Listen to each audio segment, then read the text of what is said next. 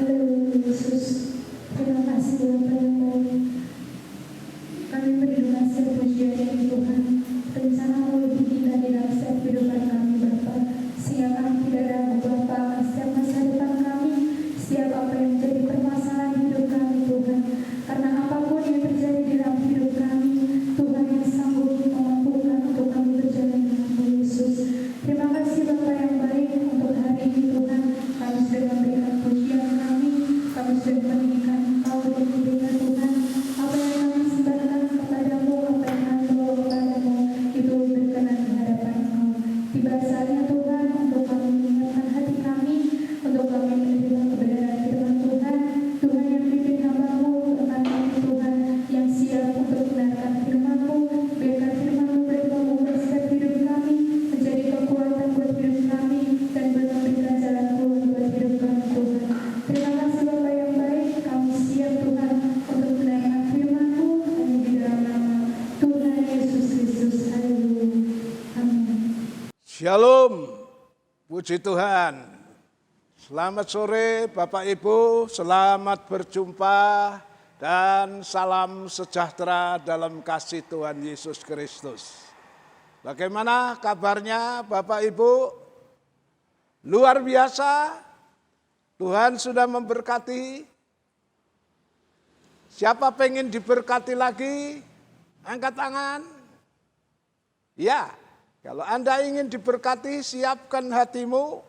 Sore ini Tuhan akan memberkati kita melalui kebenaran firman Tuhan. Firman Tuhan yang akan saya sampaikan sore ini temanya adalah berkat atau kutuk. Temanya apa Bapak Ibu? Berkat atau kutuk. Ada beberapa hal yang perlu kita ketahui tentang berkat atau kutuk itu. Yang pertama, kita lihat di Ulangan pasal 11 ayat 26 sampai 28.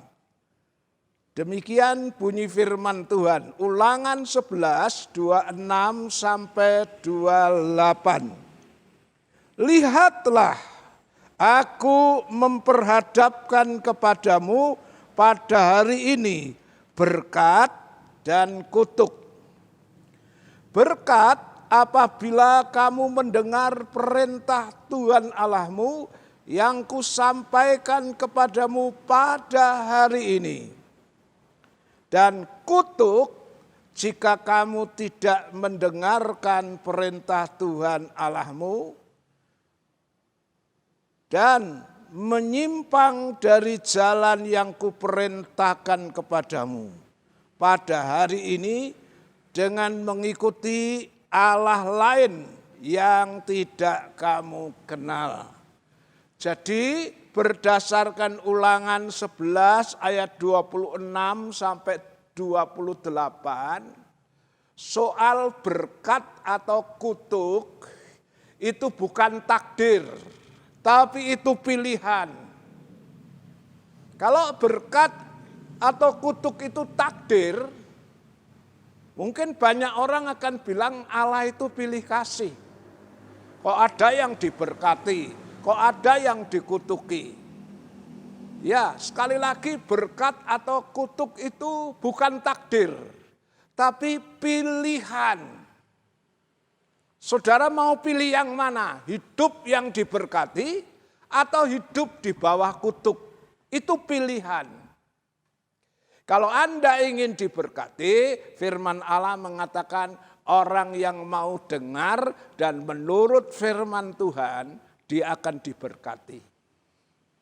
Tapi sebaliknya, kalau dia tidak mau dengar firman, malah dia mengikuti ilah atau Allah yang lain, maka dia akan hidup di dalam kutuk. Jadi terserah saudara, pengen jadi orang yang diberkati atau sebaliknya dikutuk. Itu adalah pilihan. Dan yang kedua, Di Ulangan 11 ayat 29 dan 30 menerangkan begini. Jadi apabila Tuhan Allahmu telah membawa engkau ke negeri yang engkau masuki untuk mendudukinya, maka haruslah engkau mengucapkan berkat di atas gunung Gerizim dan kutuk di atas gunung Ebal. Bukankah keduanya terletak di sebelah barat sungai Yordan, di belakang jalan raya sebelah matahari terbenam? Di negeri orang Kanaan yang diam di Araba, Yordan, di tentang Gilgal dekat pohon-pohon tirbantin di More. Ayat ini menerangkan bahwa di daerah Israel, tanah Kanaan, itu ada satu tempat, ya, di mana di satu tempat itu yang satu itu Gunung Gerizim, yang satu Gunung Ebal. Disitulah seringkali kalau di Gunung Gerizim itu ketika orang mengucapkan berkat, itu diucapkan di Gunung Gerizim. Sementara ketika orang mengucapkan kutuk, itu di Gunung Ebal. Jadi di satu tempat, tempatnya satu, tapi yang satu di Gunung Gerizim, yang satu di Gunung Ebal. Itu tempat di mana orang mengucapkan berkat dan kutuk. Ya, saudara, di tanah Kanaan, tanah perjanjian, itu secara rohani menggambarkan dari kehidupan anak perjanjian atau orang percaya. Di dalam hidup orang percaya juga bisa satu waktu menjadi berkat, tapi kalau tidak hati-hati, satu waktu dia bisa menjadi kutuk. Mari kita lihat ayatnya. Yakobus 3 ayat 9 dan 10. Yakobus 3 ayat 9 dan 10. Dengan lidah kita memuji Tuhan, Bapa kita, dan dengan lidah kita mengutuk manusia yang diciptakan menurut rupa Allah, dari mulut yang satu keluar berkat dan kutuk. Hal ini, saudara-saudara, tidak boleh demikian terjadi. Ya, suratan Yakub mengatakan dalam tubuh yang sama, dalam lidah yang sama, seseorang bisa mengucapkan berkat melalui lidah yang sama, tapi seseorang juga bisa mengucapkan kutuk dengan lidah yang sama. Iya, sebetulnya itu tidak boleh terjadi, tapi nyatanya sering terjadi. Lidahnya orang Kristen pun kadang-kadang gitu. Satu saat dia mengucapkan kata-kata berkat dalam arti yang menguatkan iman orang lain. Tapi satu waktu dia bisa juga kalau tidak hati-hati dipakai setan untuk mengatakan kata-kata yang mengutuki orang, yang melemahkan iman orang. Ya, kita melihat tidak usah jauh-jauh. Dalam kehidupan salah satu muridnya Tuhan. Justru murid ini yang hubungannya dekat sama Tuhan. Namanya Petrus. Satu saat dia bisa mengeluarkan perkataan yang membangun, yang menguatkan.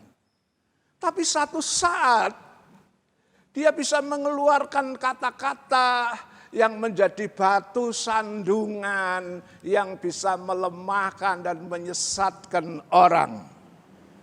Kita baca dulu Matius 16 ayat 16 sampai 18. Tolong dibaca. Matius 16 ayat 16 sampai 18. Maka jawab Simon Petrus, "Engkau adalah Mesias, Anak Allah yang hidup." Kata Yesus kepadanya, "Berbahagialah engkau Simon bin Yunus, sebab bukan manusia yang menyatakan itu kepadamu, melainkan Bapa-Ku yang di surga. Dan aku pun berkata kepadamu, engkau adalah Petrus, dan di atas batu karang ini, aku akan mendirikan jemaatku, dan alam maut tidak akan menguasainya." Ya, pada saat Tuhan Yesus bertanya kepada murid-muridnya tentang siapakah anak manusia itu, Petrus memberikan jawaban yang tepat. Petrus mengatakan, dalam terjemahan lama dikatakan, Tuhanlah Kristus, Anak Allah yang hidup. Apa kata Tuhan? Benar katamu Petrus. Ya, Petrus mendapat acungan jempol karena dia mengerti tentang Yesus dengan sebenarnya. Tuhanlah Kristus, Anak Allah yang hidup. Akhirnya Tuhan bilang, berbahagialah engkau Simon bin Yunus, sebab bukan manusia yang menyatakan kepadamu, melainkan Bapa-Ku yang di sorga. Jadi waktu itu lidah Petrus dipakai oleh Allah Bapa untuk memberi pernyataan tentang anaknya, yaitu Yesus itu adalah Tuhan. Akhirnya Tuhan bilang, Petrus, Petra, di atas batu karang ini, batu karang keyakinan Petrus tentang Yesus adalah Anak Allah yang hidup. Tuhan akan mendirikan gerejanya. Gereja orang percaya yang berdiri di atas keyakinan Petrus bahwa Tuhan adalah Kristus, Anak Allah yang hidup. Gereja yang demikian alam maut pun tidak bisa mengalahkan. Jadi dalam hal ini perkataan Petrus adalah perkataan yang menjadi berkat, membangun, menguatkan iman orang lain. Tapi sayang, dalam waktu yang tidak lama, tanpa sadar, Petrus pernah diperalat oleh iblis sehingga dia mengeluarkan kata-kata kutuk dalam arti melemahkan, menjadi sandungan dalam perjalanan kekristenan ini. Coba kita baca Matius 16 tadi ayat 21 sampai 23. Matius 16 ayat 21 sampai 23. Sejak waktu itu, Yesus mulai menyatakan kepada murid-muridnya bahwa ia harus pergi ke Yerusalem dan menanggung banyak penderitaan dari pihak tua-tua, imam-imam kepala, dan ahli-ahli Taurat, lalu dibunuh dan dibangkitkan pada hari ketiga. Tetapi Petrus menarik Yesus ke samping dan menegur dia, katanya. Petrus menarik Yesus ke samping dan menegur Yesus dengan kata-kata, Tuhan, kiranya Allah menjauhkan hal itu. Hal itu sekali-kali takkan menimpa engkau. Tuhan, kiranya Allah menjauhkan hal itu. Sekali-kali tidak akan menimpa engkau. Terus apa kata Yesus? Maka Yesus berpaling dan berkata kepada Petrus, Enyahlah iblis, engkau suatu batu sandungan bagiku, Enyalah iblis, karena engkau menjadi batu sandungan bagiku. Sebab engkau bukan memikirkan apa yang dipikirkan Allah, melainkan apa yang dipikirkan manusia. Ya, saat Yesus memberitahukan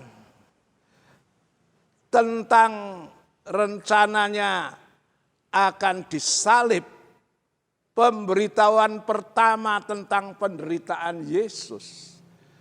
Awal Yesus membuka mulutnya dan mengatakan anak manusia sekarang menuju ke Yerusalem. Dan anak manusia akan diserahkan ke tangan orang kafir, dibunuh, mati di kayu salib. Apa kata Petrus? Dijauhkan Allah, jangan sampai itu terjadi. Pikir Petrus kalau dia ngomong gitu, dia akan dapat acungan jempol. Dia pikir kalau dia ngomong gitu seolah-olah dia pahlawan. Ya, seolah-olah dia murid yang membela betul-betul kepada gurunya. Tetapi justru sebaliknya, Yesus mengatakan, enyalah iblis, karena engkau sudah menjadi batu sandungan bagiku. Jadi setiap orang yang menghalang-halangi perjalanan salib, yang tidak suka jalan salib, itu adalah orang-orang yang dipakai oleh iblis. Banyak orang kepingin surga tapi tidak mau salibnya. Iya.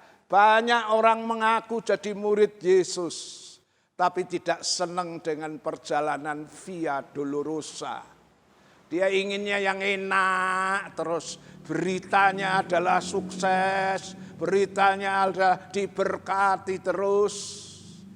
Ketika mendengar syarat menjadi murid Yesus adalah menyangkal diri dan pikul salib, dia menolak, oh no, aku enggak mau yang itu. Ya, kita lihat saudara, murid Tuhan yang sama dalam waktu yang singkat, pertama dia jadi berkat. Dia mengatakan Tuhan itu Kristus anak Allah yang hidup. Ini perkataan iman, perkataan yang membangun, menguatkan. Tapi dalam tempo tidak lama dia bisa diperalat oleh iblis, melemahkan, jadi batu sandungan dan yang lain-lain. Itulah sebabnya nasihat firman Tuhan, hati-hatilah di dalam hidup ini. Berkat atau kutuk itu bukan takdir, tapi itu pilihan. Ya, bagaimana kita mau taat sama firman atau tidak. Sore ini saya akan mengajak saudara melihat contoh-contoh dari kehidupan orang yang menjadi berkat. Dan nanti kemudian saya juga akan menunjukkan saudara kehidupan orang-orang yang menjadi kutuk atau tidak menjadi berkat. Pertama, kita lihat dulu Kejadian 39 ayat 3 sampai 6. Kejadian 39 ayat 3 sampai 6. Setelah dilihat oleh tuannya bahwa Yusuf disertai Tuhan dan bahwa Tuhan membuat berhasil segala sesuatu yang dikerjakannya, maka Yusuf mendapat kasih tuannya dan ia boleh melayani dia. Kepada Yusuf diberikannya kuasa atas rumahnya dan segala miliknya diserahkannya pada kekuasaan Yusuf. Sejak ia memberikan kuasa dalam rumahnya dan atas segala miliknya kepada Yusuf, Tuhan memberkati rumah orang Mesir itu karena Yusuf. Coba perhatikan, sejak ia memberikan kuasa dalam rumahnya dan atas segala miliknya kepada Yusuf, Tuhan memberkati rumah orang Mesir itu. Jadi kehidupan Yusuf di rumah Potifar menjadi berkat. Sehingga berkat Tuhan ada atas segala miliknya, baik yang di rumah maupun yang di ladang. Segala miliknya diserahkannya kepada kekuasaan Yusuf, dan dengan bantuan Yusuf, ia tidak usah lagi mengatur apa-apapun selain dari makanannya sendiri. Ya, seorang pemuda yang namanya Yusuf menjadi tawanan, menjadi budak belian, ya dijual karena saudara-saudaranya tidak senang. Dia dijual dan akhirnya dibeli oleh keluarga Potifar. Di sana dia menjadi budak. Namun demikian saudara, sekalipun statusnya budak, tapi ternyata kehidupan Yusuf di rumah Potifar itu menjadi berkat. Sejak ada Yusuf, rumah tangga Potifar diberkati luar biasa. Sehingga akhirnya seluruh kekuasaan rumah Potifar diserahkan sama Yusuf. Karena Yusuf menjadi berkat. Tapi sayang saudara, tidak lama kemudian rupanya setan memperalat istri Potifar. Setan tidak senang kalau Yusuf itu menjadi berkat. Setan memakai istri Potifar untuk menjatuhkan imannya dengan merayu-rayu Yusuf. Tapi Yusuf yang tegar menolak dan akhirnya dia difitnah dan dimasukkan dalam penjara. Namun coba kita lihat, orang yang takut akan Tuhan, orang yang nurut firman Tuhan itu bagaikan permata. Yang namanya permata itu sekalipun dibenamkan di dalam lumpur, permata tetap permata. Ketika diangkat dia mengeluarkan cahaya. Coba kita lihat akhirnya Yusuf difitnah lalu dijebloskan dalam penjara. Dan apa yang terjadi? Kita baca Kejadian tadi pasalnya 39 ayat 20 sampai 23. Kejadian 39 ayat 20 sampai 23. Lalu Yusuf ditangkap oleh tuannya dan dimasukkan ke dalam penjara, tempat tahanan-tahanan raja dikurung. Demikianlah Yusuf dipenjarakan di sana. Tetapi Tuhan menyertai Yusuf dan melimpahkan kasih setianya kepadanya dan membuat Yusuf kesayangan bagi kepala penjara itu.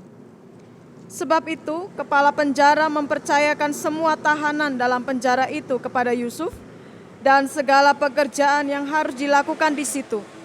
Dialah yang mengurusnya.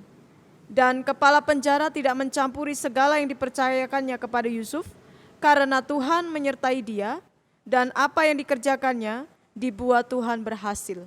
Ya, di rumah penjara pun Yusuf jadi berkat. Karena apa?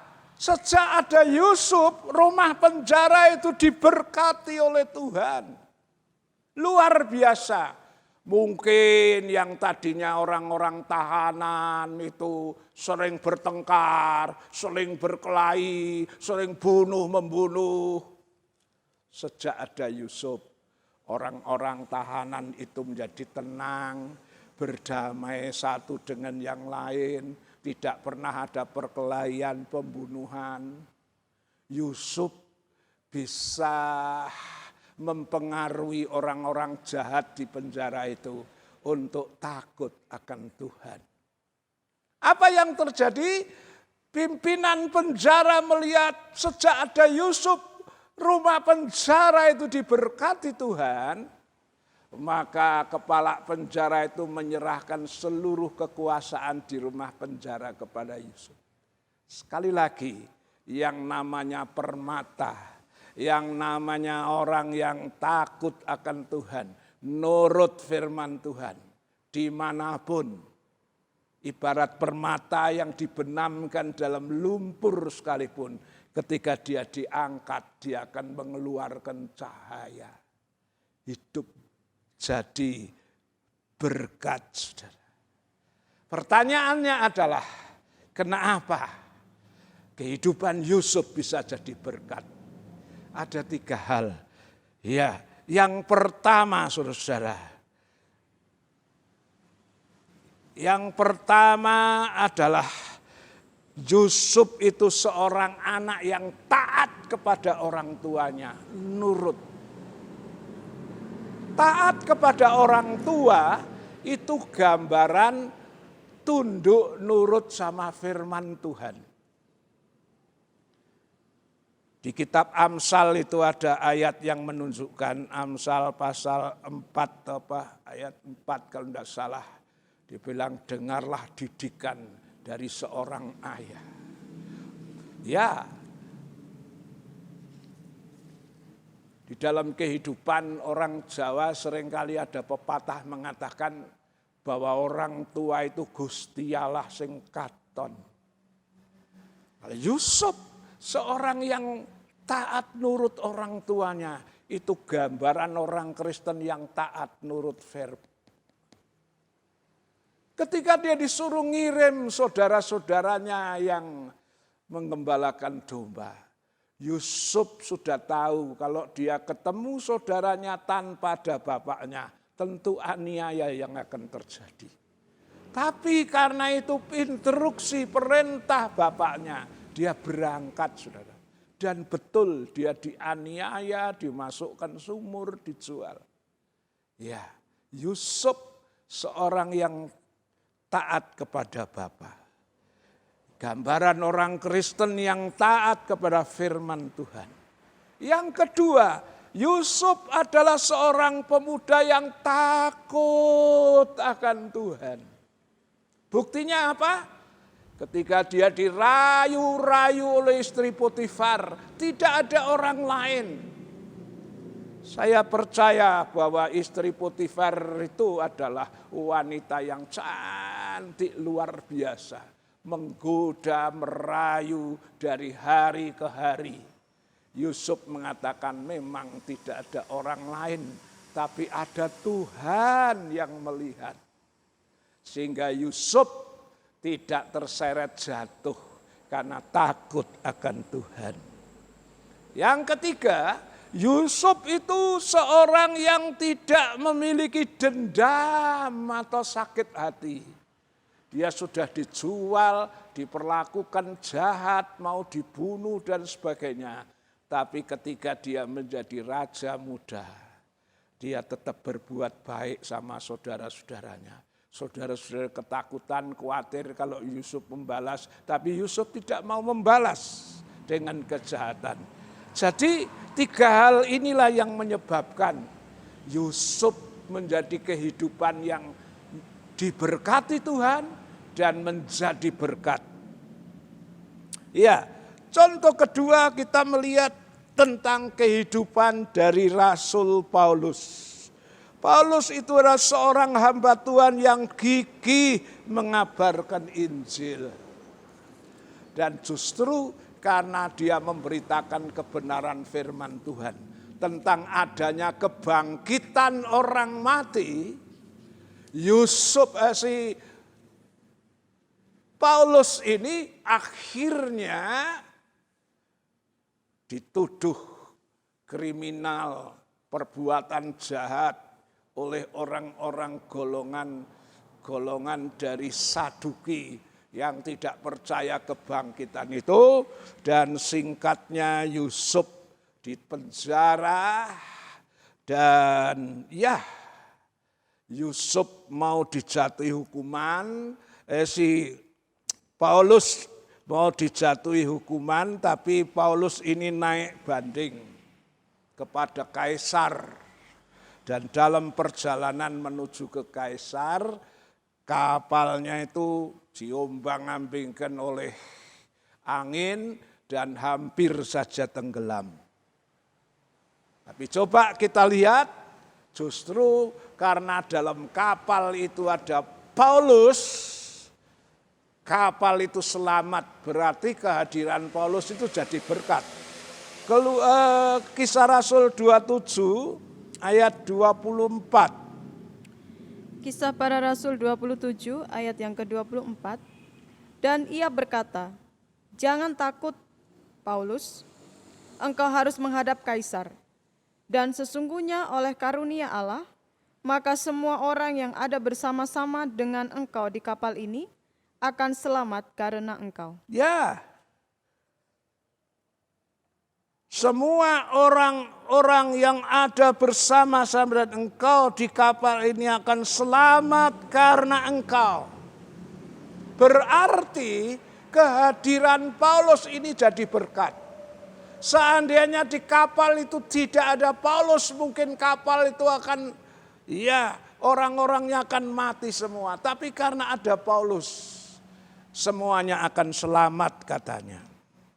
Ya, setelah itu singkat cerita akhirnya kapal itu terdampar di sebuah pulau. Dan disitulah Paulus dengan orang-orang sekapal itu, ya, dia mulai, ya, karena kedinginan membuat api unggun. Dan ternyata ketika Paulus itu sedang mengambil kayu ranting-ranting untuk dibakar, Paulus ini digigit ular. Lalu Paulus dengan tenangnya mengebaskan ular itu ke api. Saudara-saudara, orang-orang di pulau itu mulai berpikir, orang ini mesti orang jahat. Dia luput dari bahaya di laut, di darat, digigit ular. Yang menurut keyakinan orang pulau itu, ini menunjukkan bahwa dia orang jahat, dia sebentar lagi pasti akan mati. Tapi ceritanya lain, saudara. Ditunggu, Paulus tidak mati. Orang-orang jadi heran, dan orang-orang menganggap Paulus itu dewa. Oh, ini pasti dewa ini, digigit ular, tidak mati. Dan akhirnya saudara, Paulus dipanggil oleh seorang gubernur di pulau itu. Kebetulan di pulau itu gubernurnya orang tuanya sakit. Lalu Paulus disuruh mendoakan. Dan Paulus mendoakan orang tua gubernur itu sembuh. Dan terdengar kabar di pulau itu. Dan banyak orang berdatangan minta didoakan. Semula ditafsir orang jahat, dinilai orang jahat. Tapi Paulus adalah hamba Tuhan. Kehadirannya di situ jadi berkat. Mari kita lihat saja itu Kisah Rasul 28 ya. Kisah Rasul 28. Apa yang sudah saya sebutkan tadi. Untuk menyingkat, kita baca saja mulai ayat 5 sampai 10. Kisah Rasul 28 ayat 5 sampai 10. Tetapi Paulus mengibaskan ular itu ke dalam api, dan ia sama sekali tidak menderita sesuatu. Namun mereka menyangka bahwa ia akan bengkak atau akan mati rebah seketika itu juga. Tetapi sesudah lama menanti-nanti, mereka melihat bahwa tidak ada apa-apa yang terjadi padanya, maka sebaliknya mereka berpendapat bahwa ia seorang dewa. Tidak jauh dari tempat itu ada tanah milik gubernur pulau itu. Gubernur itu namanya Publius. Ia menyambut kami dan menjamu kami dengan ramahnya selama 3 hari. Ketika itu ayah Publius terbaring karena sakit demam dan disentri. Paulus masuk ke kamarnya, ia berdoa serta menumpangkan tangan ke atasnya dan menyembuhkan dia. Sesudah peristiwa itu, datanglah juga orang-orang sakit lain dari pulau itu dan mereka pun disembuhkan juga. Mereka sangat menghormati kami dan ketika kami bertolak, mereka menyediakan segala sesuatu yang kami perlukan. Lihat saudara, orang benar ini walaupun dituduh, didakwa sebagai orang jahat, sebagai orang tahanan, tapi ternyata kehadirannya di mana-mana jadi berkat. Kenapa? Memang Paulus seorang yang benar. Iya. Jadi orang benar itu ibarat permata. Dibenam di lumpur pun yang namanya permata tetap permata, mempunyai nilai. Sekarang kita akan lihat contoh berikutnya tentang kehidupan orang yang menjadi kutuk atau mendatangkan bencana bagi orang lain. Yosua pasal 7 ayat 10 sampai 13. Yosua pasal 7 ayat 10 sampai 13. Lalu berfirmanlah Tuhan kepada Yosua, bangunlah, mengapa engkau sujud demikian? Orang Israel telah berbuat dosa, mereka melanggar perjanjianku yang kuperintahkan kepada mereka. Mereka mengambil sesuatu dari barang-barang yang dikhususkan itu, mereka mencurinya, mereka menyembunyikannya, dan mereka menaruhnya di antara barang-barangnya. Sebab itu, orang Israel tidak dapat bertahan menghadapi musuhnya, mereka membelakangi musuhnya, sebab mereka itu pun dikhususkan untuk ditumpas. Aku tidak akan menyertai kamu lagi, jika barang-barang yang dikhususkan itu tidak kamu punahkan dari tengah-tengahmu. Bangunlah, kuduskanlah bangsa itu dan katakan, kuduskanlah dirimu untuk esok hari, sebab demikianlah firman Tuhan Allah Israel. Hai orang Israel, ada barang-barang yang dikhususkan di tengah-tengahmu, kamu tidak akan dapat bertahan menghadapi musuhmu, sebelum barang-barang yang dikhususkan itu kamu jauhkan dari tengah-tengah kamu. Ya, seorang yang namanya Ahan, kehadirannya mendatangkan kutuk bencana bagi orang lain. Karena ketika menyerang Yeriko, Ahan mengambil barang rampasan yang tidak boleh diambil. Akhirnya menyebabkan dalam peperangan dengan bangsa Ai. Ya, orang Israel tewas, 36 orang jadi korban.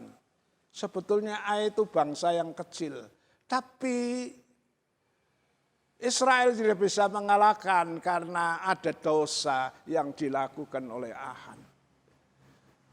Ya, setelah Ahan mengakui dosanya dan Ahan dibereskan, akhirnya orang Israel bisa mengalahkan Yeriko.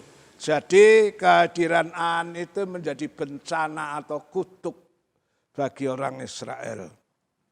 Ada lagi contoh kedua, kehadiran seorang yang menjadi bencana merugikan orang lain itu Yunus. Kitab Yunus pasal 7, pasal 1 mulai ayat 7 kita lihat bahwa Yunus itu hamba Tuhan yang melarikan diri dari panggilan. Dia suruh ke Ninawe, dia pergi ke Tarsis, dan dia tidak mau mengabarkan kabar Injil ke Ninawe. Apa yang terjadi? Kapalnya oleng dan sekalipun sudah diusahakan sedemikian rupa, tetap kapal itu mau tenggelam. Akhirnya singkat cerita Yunus mengakui bahwa penyebab bencana ini adalah aku. Kalau aku ditenggelamkan maka kapal ini akan tenang. Apa yang terjadi ketika betul-betul Yunus ditenggelamkan, dibuang ke laut, kapal itu jadi tenang. Untuk menyingkat waktunya kita baca itu di kitab Yunus pasal 1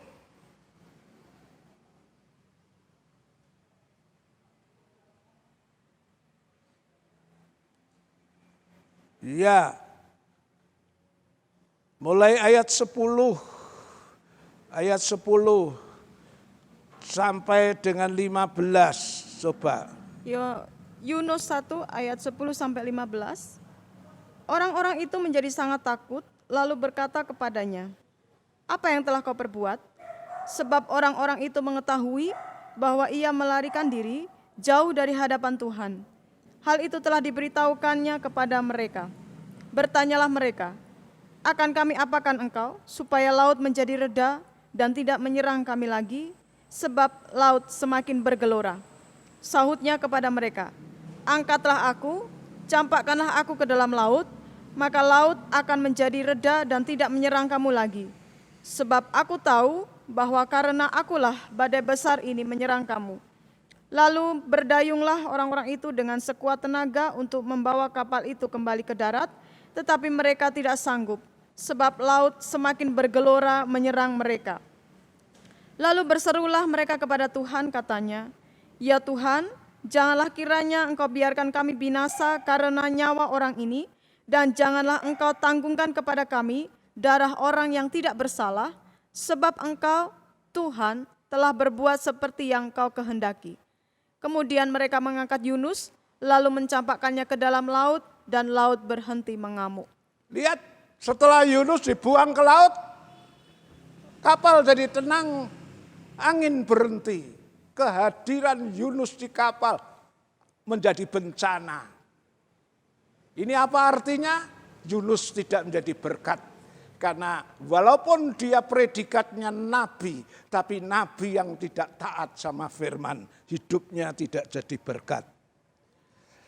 Terakhir, apa akibatnya kalau kehidupan kita menjadi kutuk alias tidak jadi berkat?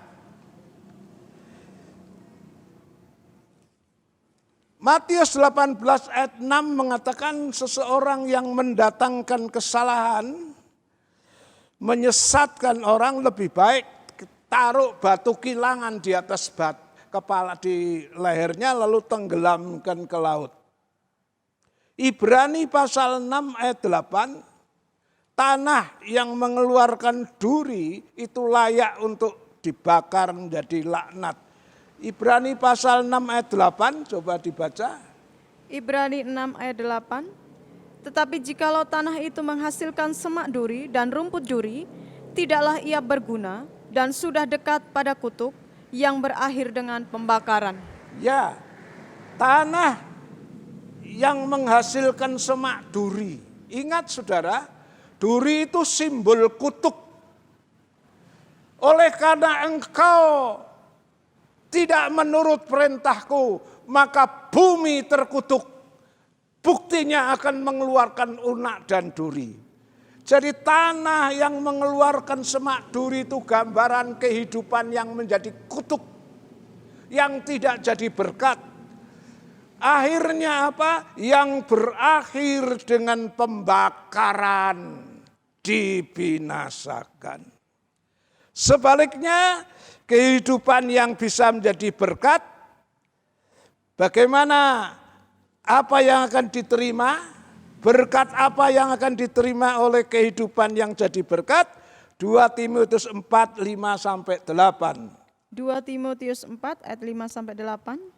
Tetapi kuasailah dirimu dalam segala hal, sabarlah menderita, lakukanlah pekerjaan pemberita Injil, dan tunaikanlah tugas pelayananmu. Mengenai diriku, darahku sudah mulai dicurahkan sebagai persembahan, dan saat kematianku sudah dekat.